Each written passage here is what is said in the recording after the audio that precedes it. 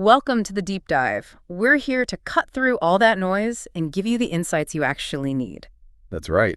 And today, we're on a really critical mission, I think. We're looking at those quiet money mistakes. The unconscious habits that can really sabotage your financial goals, and it doesn't even matter how much you earn. Exactly. We're going beyond the usual advice here. Because honestly, a lot of the sources we looked at show the real problems often come down to, well, bad habits. Reactive mindsets, right? Reactive mindsets, yeah. You spend all your energy just trying to solve problems. Problems that maybe shouldn't have happened. Exactly. Problems that a good system could have prevented. And, crucially, we're talking about that trap of chasing what other people think success looks like. Okay. So you're here listening because you want clear, structured insights, not just fluff. And we promise actionable stuff you can use straight away. Let's get into it. Yeah. Let's start with those behavioral traps, the ways we kind of sabotage ourselves without even realizing it.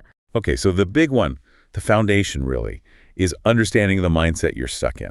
One expert talks about playing financial defense versus financial offense. Oh, I like that framing. Defense. That just feels instantly familiar, doesn't it? It's that constant stress. Yeah. You're juggling bills, you're waiting for the next surprise expense, which probably wasn't a surprise. Right, you should have seen it coming. And psychologically, that just keeps you locked in survival mode. It's purely reactive. Patching leaks. Patching leaks, exactly. But the goal, the offense, is flipping that script. Yeah. It's about building automated systems. Fair. Systems that, fund your investments, pay your bills, build that safety net quietly while you're sleeping, basically. Shifting focus from problems to momentum. That's the idea. But why is it so hard, even for people earning good money, to see they're stuck on defense? Well, that brings us to this behavioral economics trap. It's the value of now versus later thing. Instant gratification. Pretty much. We're kind of wired for the short term. We get compound interest intellectually, sure. But our actions don't match up. Not really. We lean towards what feels good right now. The future feels hazy, abstract. So we grab the tangible thing in front of us. And this is where credit cards are just devastatingly effective, right? The sources really dig into why plastic makes us spend more. It boils down to this idea called salience. Salience. Yeah, basically how noticeable or painful the payment feels. Yeah. When you hand over actual cash. You feel it. It's gone. Right. Your brain registers, resource depleted. But with a credit card, you swipe plastic, you get it back. And the pain is delayed. Totally delayed. The debt doesn't feel real until that statement arrives, maybe 30 days later. So in the moment, the purchase almost feels free. That lack of immediate consequence is, wow, that's powerful. It's terrifyingly effective, yeah. It disconnects the reward from the cost.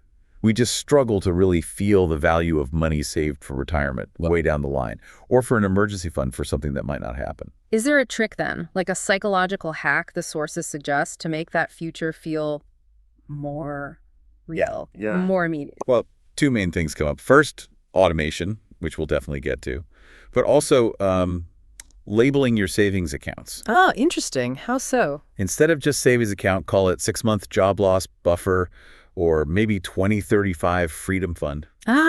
Makes it concrete. Exactly. Gives that hazy future a specific job, makes it feel less abstract. That's practical. Okay, speaking of mental roadblocks, let's talk about the paralysis of perfection. Oh, yeah. The sources point out how people can spend years reading every single blog, comparing VTSAX versus FSKX. Agonizing over tiny differences. But they never actually put a single dollar into their 401k or Roth IRA. Classic analysis paralysis. You feel productive, right? You're researching, learning. But it's just motion. It's motion without action. And that's useless for building wealth. Okay, but hang on. If we say, embrace the 85% solution, imperfect action today is better than perfect plans tomorrow, isn't there a risk? How do you mean? Like, what if someone rushes into something complex, like a bad insurance policy or a really flawed investment platform, because they didn't do enough research? That's a fair point.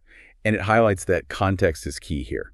The 85% solution isn't about being reckless with complex stuff. It's aimed at people procrastinating on the basics. Okay. It means don't wait forever for the absolute perfect index fund. Just pick a decent, low-cost, broad one and start contributing. Get the ball rolling. Exactly. Don't wait months finding the perfect financial planner. Max out your employer match today. The risk of delaying, of missing years of compounding growth, statistically, that's way, way bigger than the risk of starting with something that's just good enough. Yeah, I think we can all relate to opening 20 browser tabs on the best Roth strategy and then just closing them all because it's too much. Action really is the antidote there. The most expensive investment mistake is usually the one you never make. Right. Okay, let's shift gears a bit from mindset traps to foundational failures, the actual planning steps people just ignore. And the sources are pretty clear on this.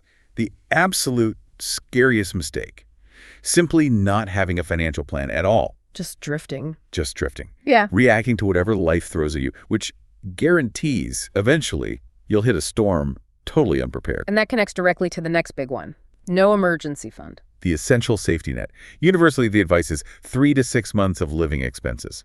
Minimum. And the experts really stress, even if you can only scrape together, say, $20 a paycheck to start. Do it. Do it. Starting small builds that habit, builds momentum, and it stops you reaching for high-interest credit when, the washing machine breaks down. Absolutely. But let's say you have managed to save that emergency cash. Yeah. You could still be making a huge mistake. Which is? The high-yield oversight.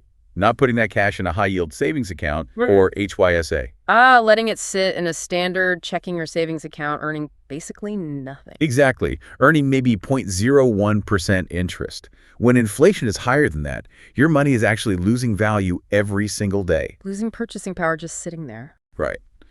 Whereas that same cash in an HYSA earning, let's say 3.5%, like some current examples. It's working for you. It's passively working, offsetting inflation, building a tiny bit of wealth without you lifting a finger. It's such an easy win, a basic system upgrade, but so many people miss it. Okay, easy win noted. Now let's talk about focus.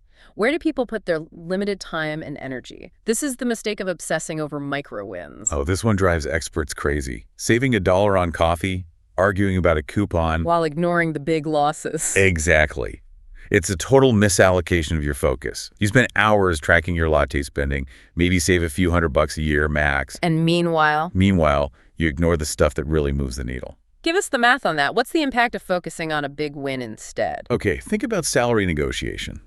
One good negotiation that bumps your salary by, say, $10,000 over a career, that's potentially hundreds of thousands of dollars. Dwarfs the lattes. Completely. Or investment fees.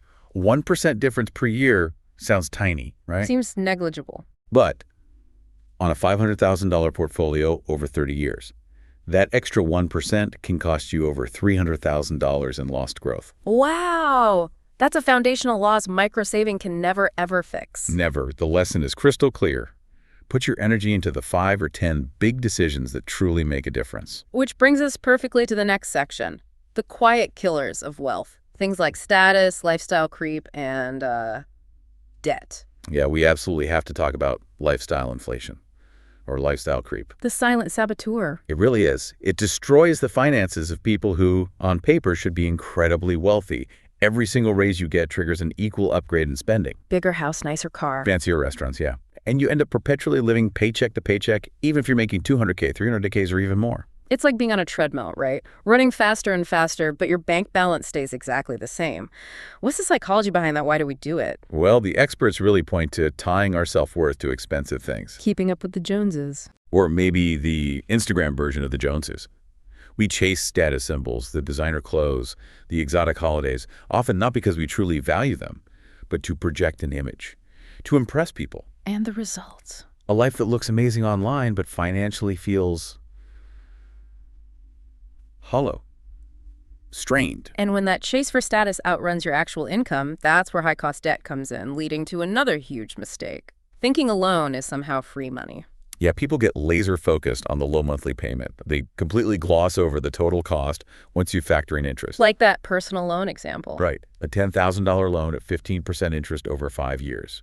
Maybe the payment is only $237 a month, which sounds manageable. But the hidden cost. You end up paying over $4,000 in interest alone. That's a massive chunk of wealth just gone, vanished, hidden behind that affordable monthly payment. And then there's the ultimate act of financial self-sabotage where you get literally zero benefit co-signing a loan. Ugh. Yes, the experts are absolutely united on this. Just don't. Seriously, never. Pretty much never. When you co-sign, you take on 100% of the risk, 100% of the liability. With zero upside. Zero upside. If the main borrower misses payments, your credit score gets hammered. You are legally on the hook for the entire debt. And often, you don't even find out there's a problem until debt collectors start calling you. It's a guaranteed no-win situation. Okay, message received. Don't cosign. Let's switch focus slightly to something really counterintuitive, the high income trap. Right. This is the mistake of equating a high income with actually being financially successful. Earning a lot versus building wealth. They're different. Completely different things. Yeah. Our sources, especially the ones looking at doctors or lawyers, really highlight this. These high earners face unique hurdles. Like starting late. Exactly. Huge late start, often not earning real money until they're 30, 35 because of all the extra schooling.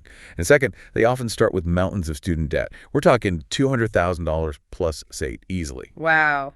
And the pressure must be immense, right? You finally make it, you're a doctor, a partner. Yeah. They're expected to upgrade your life immediately. Totally. You can't still be driving that old clunker, can you? Plus, because everyone knows they'll earn a lot eventually, they get targeted heavily by the financial industry. Sold complex, expensive products they might not need. Precisely. So they start deep in a hole, and the culture basically encourages them to dig faster. So what's the solution? The experts must offer one, even if it's tough. Oh, they do. It's brutally simple, but hard to execute. Live like a resident for the first few years after training. Meaning? Meaning intentionally keep your living expenses low, like when you were still training. Use that high income to aggressively save and invest like 20% or more of your gross and throw everything else at obliterating that debt fast. That initial frugal period is key. It's the bridge. It lets them pay off the massive debt quickly and catch up on those lost years of compounding. Because ultimately, financial success isn't about what you earn, it's about what you keep.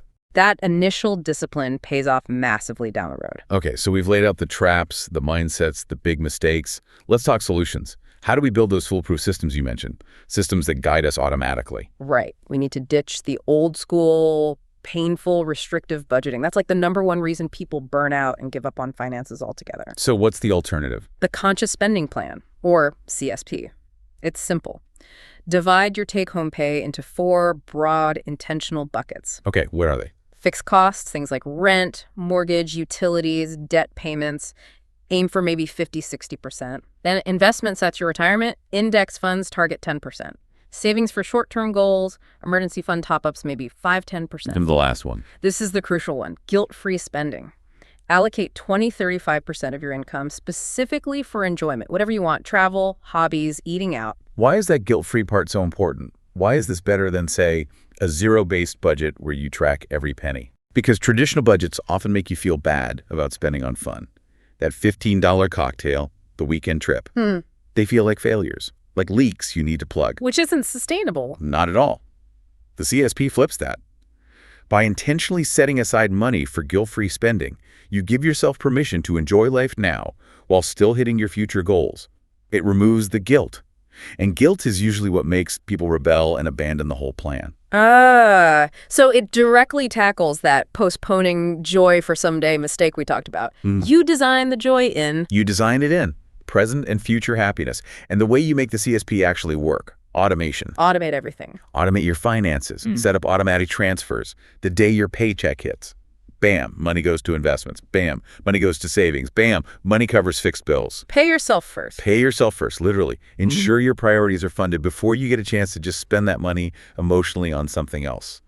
It takes willpower completely out of the picture. And relying on willpower, that's where most plans fall apart, isn't it? Always. Okay, one last point on big decisions. Trusting feelings over math. Like with buying a house. Housing's the perfect storm for this. FOMO, fear of missing out, excitement about the dream home. Those feelings often steamroll the cold, hard numbers. Give us the math again, like that mortgage example. Okay, let's use simple numbers from the sources. Say a $300,000 mortgage. The difference between a 30-year loan at 7% and pushing for a 15-year loan at, say, 6%, it's just staggering. Break down that interest cost. It's huge, right? It's massive.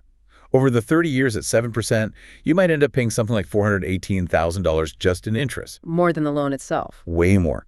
But the 15-year option at 6%, yes, the monthly payments are higher, but you pay off the principal so much faster, the total interest paid might only be around $156,000. That's a difference of over $250,000. Over $260,000, just vaporized in extra interest because you prioritized a slightly lower monthly payment today instead of letting the math guide the loan term. Wow.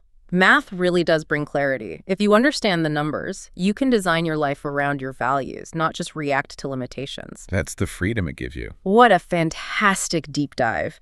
We've hit everything from playing defense to lifestyle creep, the high-income traps, and crucially, the systems like the CSP and automation to fix it. The big takeaway for me is that mastering your money isn't really about restriction. No, not at all. It's about freedom. Freedom to say yes to the things that actually matter to you. Absolutely.